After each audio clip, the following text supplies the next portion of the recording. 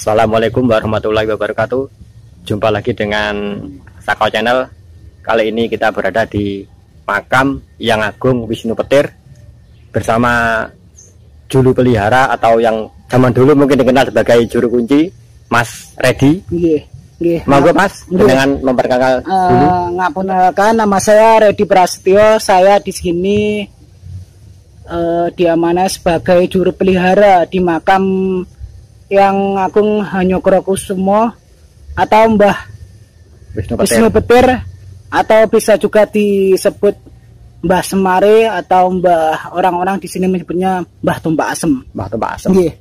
Nama saya Redi Prasetyo, saya asli orang Wajak Kidul. Wajak, kita menuju makam bersama beliau, Mas Redi. Ini makam Mbah Wisnu Petir ini ditemukan sekitar tahun berapa, Mas? Kalau ditemukannya saya kurang tahu, Pak. Soalnya kan saya di sini kan turun temurun. Oh, turun temurun dari bapak saya, mbah saya ketujuh. Oh, ketujuh. Ada, iya, bukunya ada. Ada silsilahnya. Ada silsilahnya. Silsilah juru pelihara, bukan keturunan, Pak. Oh iya. Kalau pemugaran kan? Pemugaran ini kira-kira tahun 2002, Pak. Sekitar 2002. 20 tahun. Dulu saya masih sekolah dasar. Dulu masih kayak temboknya masih dari batu-batu, kayak seperti punden, seperti candi, ya. Seperti candi. Yuk kita masuk ke lokasi makam bersama beliau. Ini makam beliau. Kalau menurut sejarah yang Mas ketahui tentang Mbah Cokrokusumo, sebenarnya beliau ini siapa? Kok makamnya ada di sini? Monggo Mas, dijelaskan. Ya, mohon maaf sebelumnya saya menceritakan berdasarkan cerita dari mbah-mbah saya dulu. Menurut mbah saya dulu, beliau adalah namanya Yang Agung Cokrokusumo. Beliau dari Kerajaan Mataram Islam. Iya, beliau penasihatipun Sultan Agung. Penasihat Sultan Agung. Ya. Beliau diutus Sultan Agung ke sini untuk melihat daerah kekuasaannya.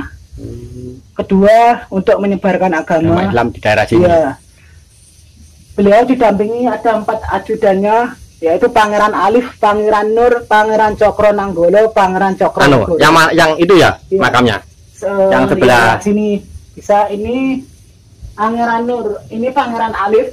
Pangeran Alif yang paling kanan ini. Paling barat. Pangeran. Ya, ini terus Pangeran Cokronegoro. Ya. Ini Pangeran Nur. Ada 3 berarti, 3 atau 4 ini? Pangeran Cokro Nanggolo. Kalau ini gedung pusakanya, jadi pusakanya dulu disimpan di sini. Tapi sekarang masih ada nggak? Soalnya belum pernah dibongkar, Pak. Oh, belum. Jadi belum ada yang. Pak, ada kayak mau pencurian, tapi belum sempat diambil. Yang mencuri itu sudah ketakutan. Meninggal. Udah meninggal malahan. Oh, itu tahun berapa? Saya diceritani itu bapak saya dulu. Oh, iya. Beliau kesini itu untuk misi menyebarkan agama Islam di daerah Tulungagung. Iya, Tulungagung, khususnya bagian selatan. Sampai akhir hayatnya beliau itu disarankan untuk jadi dimakamkan di sini. Iya. Di sini juga ditandai 2 pohon yang umurnya sudah ratusan tahun. Ada pohon asem yang katanya pohon asem itu adalah keturunan raja. Bisa keluar. Oh iya. Biar tahu teman-teman ini tenang.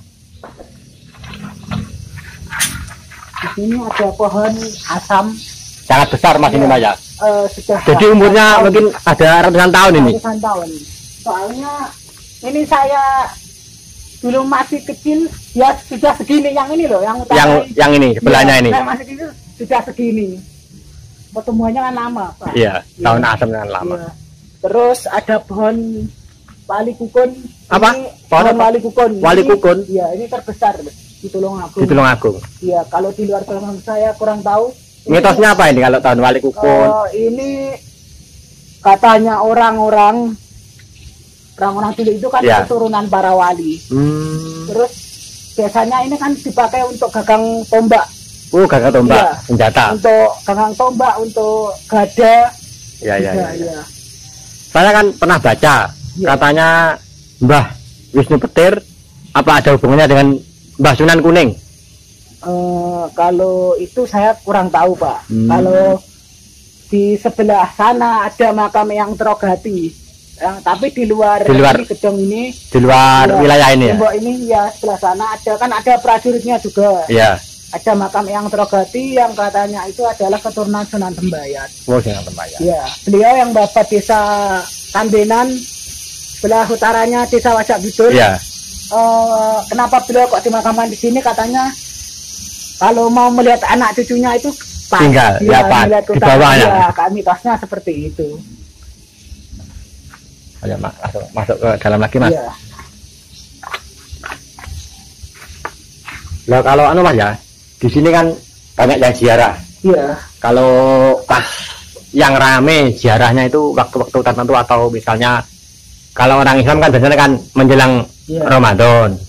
Kalau di sini mungkin ada tradisi lain atau menjelang gimana? Ramadan pas puasa lah, seperti itu rame pasti. Iya.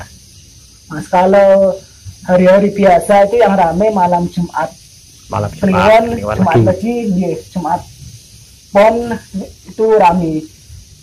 Sama Selasa Kliwon, malam Selasa Kliwon.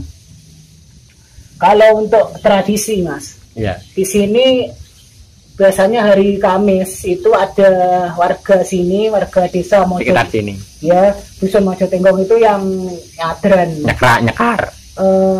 Bukan nyadran itu, membawa saji. Ya, seperti berkatan itu. Ya, Sego Suci Ulam Sari itu kita ke sini nanti dikajatkan sama juru kuncinya. Itu biasanya punya nazar. Misalnya kalau di desa itu kan mau mengadakan seperti Ndwega itu acara besar. Terus itu sakit nggak sembuh-sembuh, akhirnya sembuh, punya nazar. Terus misalnya sapinya kok sakit, terus punya nazar nanti mau sedekah di makam yang Cokro itu supaya lebih barokah. Punya nazar, misalkan sapinya kan sakit tuh, Mas. Kok akhirnya sembuh, kan dia mau itu janji nazar untuk sedekah di makam yang Cokro Kusumo, seperti itu. Kalau untuk tradisi yang pasti itu, Mas, setiap tahun itu biasanya bulan Desember. Ya, itu ada acara yang namanya pakaian. Mas, acara apa itu, Mas? Pakaian itu dimana warga desa itu menyambut mau datangnya musim tanam. Tujuannya ya meminta kepada Allah supaya hasil tanamnya supaya hasil pertanian. Iya, hasil tanamnya itu maksudnya itu ya dijauhkan dari segala hama. Yang menanam juga diberi keselamatan, baik tanam di gunung maupun tanam di persawahan maupun di ladang. Seperti itu, Pak. Nah, kalau peziarah yang datang ke sini yang paling jauh? Yang ya kemarin ada dari Sumatera. Dari Sumatera juga ada. Dari Jogja, dari Banyuwangi. Jadi tidak hanya dari daerah Tulungagung saja. Tidak hanya dari daerah Tulungagung. Luar kota berarti juga banyak. Banyak. Mas mulai jadi jupel mulai tahun berapa? Saya jadi juru pelihara 2020. Masih sekitar 2 tahunan kurang ya? Saya meneruskan dari almarhum. Iya, Bapak saya. Selama Mas bertugas di sini mungkin ada kejadian atau sesuatu yang aneh atau yang ganjil? Ya mungkin atau cerita-cerita masyarakat di sini lah, walaupun bukan yang saya itu tahu. Istilahnya saya titeni, maksudnya saya pelajari itu sama saya di sini. Pertama, kalau orang punya niat jelek itu di sini pasti ketemu ular. Ular? Iya. Itu maksudnya saya buktikan ada orang kok ketemu ular, ada akhirnya dia ujungnya punya niat kurang baik ya, istilahnya hatinya kurang bersih. Iya, kurang bersih. Kedua, saya juga pernah itu di sini kan banyak Pak, tokek. Oh, banyak tokek ya. Besar-besar. Saya kan selama di sini itu kan kalau siang kan membersihkan di sini kan nggak pernah bunyi tokeknya. Iya. Tapi itu pas yang itu tokeknya kok bunyi ya. Saya lihat ada orang kesini, istilahnya itu dia mau membersihkan diri. Memang tokek itu apa dia lebih peka. Kalau orang yang ada itu ya istilahnya reget, dia itu bunyi ya. Tapi ya enggak selalu, tapi itu pernah terjadi. Iya. Nah, kalau cerita masyarakat kita sini, kalau mitos-mitosnya, masyarakat di sini kan sudah dari dulu turun temurun, istilahnya sudah biasa ziarah ke sini. Kalau ya